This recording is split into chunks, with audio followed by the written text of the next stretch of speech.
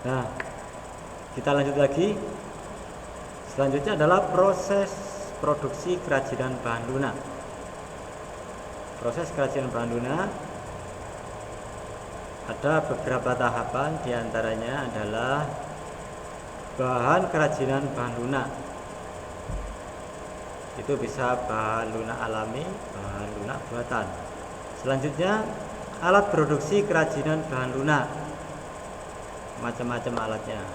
Ada tata, ada kutsir untuk membentuk kerajinan berbahan tanah liat. Kemudian tahap produksi kerajinan bahan lunak. Ini tahap produksi itu artinya pada saat kalau sudah bahannya lengkap, alatnya sudah tersedia, maka tinggal produk kerajinan bahan lunak. Jadi produknya itu bisa dibuat. Terus kemasan kerajinan bahan lunak. Contoh kerajinan bahan lunak. Nah, kalau sudah produknya sudah jadi, maka harus dibuat kemasannya juga. Karena apa? Fungsi kemasan adalah satu, sebagai wadah atau tempat. Dua, sebagai pelindung. Tiga, untuk menarik supaya orang-orang tertarik dengan produk tersebut. Misalnya anak-anak ada kerajinan ada produk misalnya dari pabrik, misalnya produk sabun, produk kebutuhan rumah tangga lainnya, kemasannya kan bagus-bagus itu. Seandainya sabun itu dijual tidak pakai kemasan, bagaimana? Kan lain, orang tidak akan tertarik. Kemudian dalam memproduksi karya kerajinan itu perlu adanya K3, yaitu keamanan dan keselamatan kerja serta kebersihan. 3 unsur ini harus terpenuhi sehingga produk tersebut terwujud dengan baik dan sempurna. Setelah itu jadilah contoh proyek kerajinan bahan keras. Nah, itu anak-anak ya. Itu tadi sekilas tentang peta materi pada bab 1.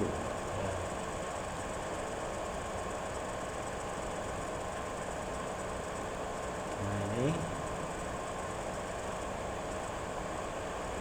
perlu kalian ketahui bahwa ada tujuan perencanaan pada pembelajaran materi prakarya.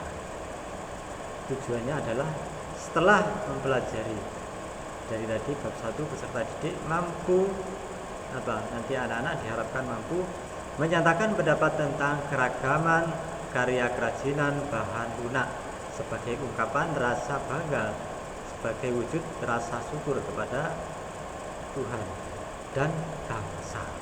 Karena apa anak-anak? Kita semua anak-anak mulai kecil lahir itu sudah tersedia ya, kekayaan alam di sekitar kita di Indonesia. Bagaimana? Tinggal bagaimana kita nanti anak-anak juga memanfaatkan sumber daya yang ada di alam di sekitar kita. Kemudian yang kedua adalah memahami pengertian sejarah, jenis, sifat dari karakteristik kerajinan bahan lunak berdasarkan rasa ingin tahu dan peduli lingkungan. Nah, ini anak-anak. Jadi banyak sekali di sekitar kita itu sebenarnya barang-barang atau benda-benda yang tidak terpakai. Sebenarnya masih layak, tapi dibiarkan begitu saja. Nah, dengan anak-anak mengetahui unsur-unsur prakarya, jenis barang dan sifatnya, maka anak-anak nanti akan diharapkan bisa memanfaatkan barang-barang yang tidak terpakai tersebut, diolah menjadi suatu bentuk yang bagus. Kemudian yang ketiga, memahami teknik pengolahan, prinsip perencanaan, prosedur pembuatan dan penyajian atau kemasan kerajinan bahan lunak berdasarkan karakter yang dapat digunakan sesuai kebutuhan wilayah setempat. Nah, ini ada misalnya pengrajin di daerah kita macam-macam. Misalnya yang sederhana adalah pengrajin meja kursi, terus kemudian pengrajin bahan yang terbuat dari rotan, misalnya kursi dari rotan dan lain-lain. Keempat, merancang, membuat, menguji dan mengomunikasikan produk kerajinan bahan lunak daerah setempat berdasarkan teknik dan produk dan prosedur yang tepat berdasarkan orisinilitas, ide dan cita rasa estetis diri sendiri dengan disiplin dan tanggung jawab. Nah ini, karena tuntut di sini adalah bisa nanti merancang, membuat, menguji dan mengkomunikasikan produk kerajinan ya dari potensi daerah setempat, sehingga menjadi ide dan cita rasa yang estetis dari dirinya sendiri. Nah, itu anak-anak tujuan pembelajaran prakarya. Kemudian prinsip kerajinan bahan lunak. Nanti anak-anak bisa belajar juga buku LKS-nya itu disiapkan, kemudian buku paket dipadukan dengan pengertian yang ada di sini. Maka anak-anak nanti lebih bisa memahami dan mendalami dari materi. Kemudian pengertian kerajinan bahan lunak. Kerajinan bahan lunak adalah suatu produk kerajinan yang menggunakan bahan bersifat lunak sebagai dasar pembuatannya. Nah, itu bahan lunak. Itu anak-anak. Jadi kerajinan lunak adalah suatu produk kerajinan yang menggunakan bahan yang bersifat lunak. Nah, ada jenis-jenis bahan lunak, yaitu bahan lunak alami dan bahan lunak buatan. Bahan lunak yang diperoleh dari alam seperti misalnya tanah liat, serat alam, dan kulit hewan.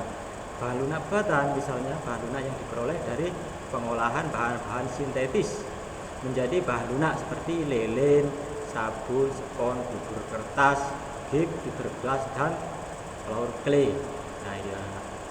Ya anak-anak, untuk materi pertemuan yang kedua ini, saya yakin anak-anak tetap bersemangat dan tetap mempunyai niat yang sungguh-sungguh untuk belajar dan selalu belajar. Itu anak-anak yang bisa saya sampaikan. Nanti anak-anak bisa membuat simpulan ya, dari apa-apa yang sudah dijelaskan tadi. Kemudian anak-anak nanti untuk tugasnya bisa kalian lihat di WA atau link ya. Demikian yang bisa saya sampaikan, semoga dapat bermanfaat bagi kalian dan menjadi ilmu yang barokah.